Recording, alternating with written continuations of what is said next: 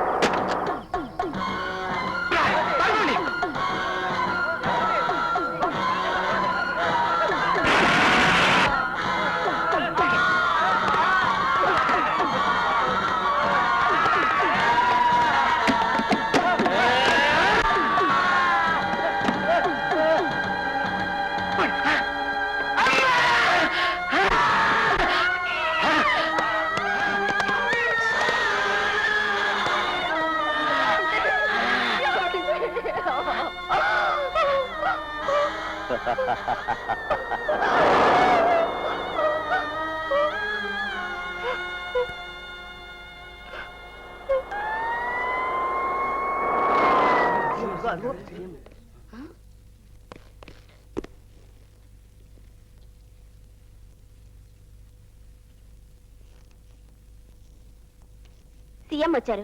సీఎమ్మా ఎందుకు వచ్చాడు? నా భర్తను చంపించి నన్ను ఓదార్చడానికా? మండే నా గుండెలు ఇంకా మండించడానికా? ఆ నరహంతకుడు ఇంట్లో అడుగు పెట్టడానికి వీల్లేదు. తలుపులు మూసేయ్. ఎంత దురదృష్టకర సంఘటన!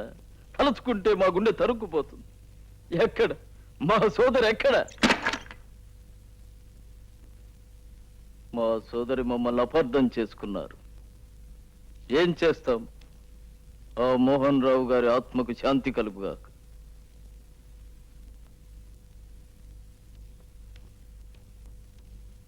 తగిన శాస్తి చేశాం. మోహన్ రావు గారు చనిపోయినా ఆయన ఆశయాలు చనిపోలేదు. పేదల తరపున పోరాటం నువ్వు కొనసాగించగలన నమ్మకం నాకేర్పడింది. మీలాంటి ఆదర్శమూర్తుల సహాయ సహకారాలు నాకుంటే నా భర్త తలపెట్టిన కార్యక్రమాల్ని తప్పకుండా పూర్తి చేస్తాను.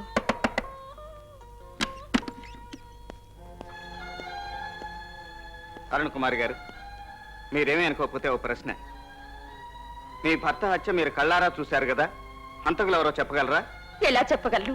కంచే చేను వేసినట్లు పోలీస్ ఇన్స్పెక్టరే దగ్గరుండి హత్య చేయించాడు. అతన్ని గుర్తుపట్టగలరా?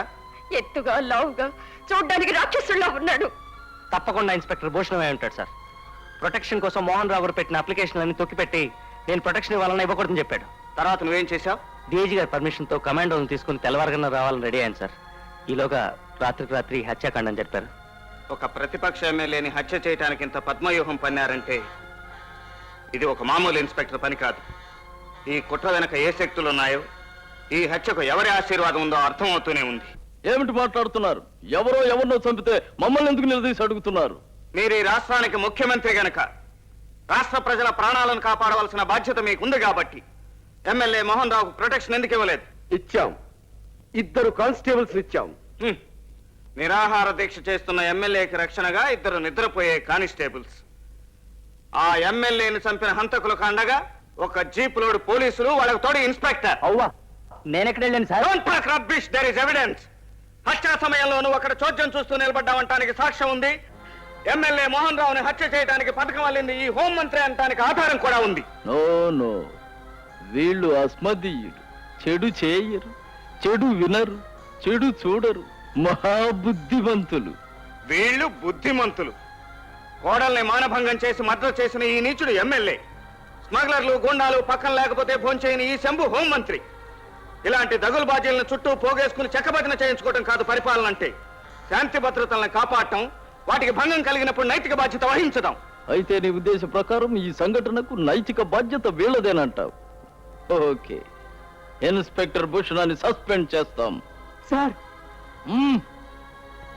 పరాత్పరరావు శాసనసభ సభ్యత్వాన్ని వదులుకుంటాడు. శంభు ప్రసాద్ మంత్రి పదవికి రాజీనామా చేస్తాడు. Shut up. మీ కట్టుబానిసల ముగ్గురిని తీసేసినంత మాత్రాన నైతిక బాధ్యత నుంచి మీరు తప్పించుకోలేరు. అసలు పదవి నుంచి తప్పుకోవాల్సింది మీరు. ఈ హత్య మీ ఆశీర్వాదంతోనే జరిగింది. మా ఆశీర్వాదమా? మా పార్టీ వారైనా ప్రతిపక్షం వారైనా శాసనసభ సభ్యులందరూ మా సోదరులే. ఒక బ్రదర్ ప్రాణం తీయాలనే ఆలోచన మాకెందుకు వస్తుంది? ఎందుకు రాదు? మీకు ఓట్లు వేయలేదని నిరుపేదల గుడిసెలు తగలబెట్టించలేదా? మీ రహస్యాలు బయట పెట్టాడని ఒక పాత్రికేయుడిని పట్ట పగల నడివీధిలో చంపించలేదా? మీరు చేస్తున్నదే హత్యా రాజకీయం, నడిపిస్తున్నదే రాక్షస ప్రభుత్వం. మోహన్ రావు ప్రతిపక్ష ఎమ్మెల్యే. అతను నిరాహార దీక్ష సక్సెస్ అయితే మీ బండారం బయటపడుతుంది. ప్రజలు మిమ్మల్ని అసహించుకుంటారనే ఈ కుట్ర పన్నారు. ప్రజలు మమ్మల్ని అసహించుకోవడమా? మేము ప్రజల పాలిట దైవ స్వరూపులం. చూడండి మా అవతారం. ఛ! విషాహారంతో రోగుల్ని చంపిన ఈ రాస్కల్ని కాపాడటం కోసం, న్యాయం కోసం గాంధేయ పద్ధతిలో నిరాహార దీక్ష చేస్తున్న ఒక ప్రజానాయకుడిని చంపింది చాలక ఇంకా నీ అవతారం చూడమంటావా? సిగ్గు, శరం, మానం, అభిమానం లేదు. నీ చర్యలు నువ్వు వేసుకున్న దుస్తులకే అవమానం, పవిత్రమైన ఈ రంగుకే అపచారం, ఈ పదవికే పరాభవం. ఏం కేంద్రం నుంచి వచ్చాము కదా అని మీ ఇష్టం వచ్చినట్టు మాట్లాడుతున్నారు. మాతో ఢీ కొనడానికి మీకెంత సాహసం?